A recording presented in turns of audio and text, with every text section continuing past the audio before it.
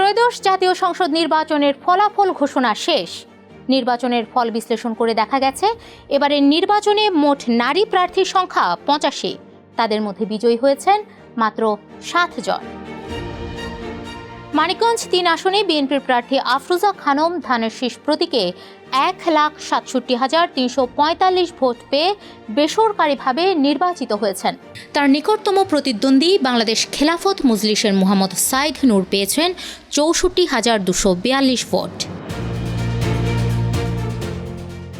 ঝালকাঠি ২ আসনে বিএনপি জোটের প্রার্থী ইশরাত সুলতানা ইলেন ভুট্টো ধানের শীষ প্রতীকে পেয়েছেন ১,১৩,১০০ ভোট। নিকটতম প্রতিদ্বন্দ্বী জামায়াতের প্রার্থী এস.এম. নিয়ামুল করিম দাঁড়িপাল্লা প্রতীকে পেয়েছেন ৬৯,৮০৫ ভোট। সিলেট ২ আসনে ৭৯,৩২১ ভোটের ব্যবধানে জয় পেয়েছেন গুম হওয়া বিএনপি নেতা এম ইলিয়াস আলীর স্ত্রী তাহসিনা রুশদীর। ধানের শীষের এই প্রার্থী পেয়েছেন ১,১৭,৯৫৬ ভোট। তার নিকটতম প্রতিদ্বন্দ্বী ১১ দলীয় ঐক্য জোটের প্রার্থী খেলাফত মজলিসের মোহাম্মদ মুনতাসির আলী পেয়েছেন ৩৮,৬৩৫ ভোট। ব্রাহ্মণবাড়িয়া ২ আসনে স্বতন্ত্র প্রার্থী রুমিন ফারহানা বড় ব্যবধানে বেসরকারিভাবে বিজয়ী হয়েছেন, পেয়েছেন ১,১৭,৪৯৫ ভোট।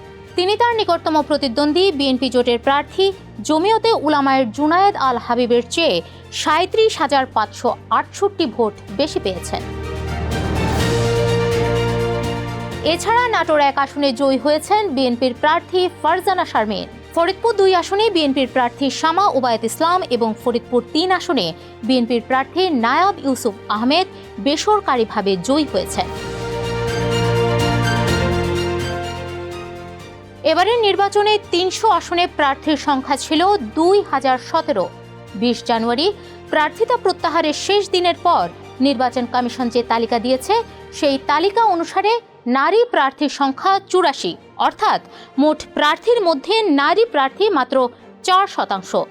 দলের হয়ে প্রার্থী হয়েছেন ৬৬ জন নারী, আর স্বতন্ত্র প্রার্থী হয়েছেন ১৯ জন।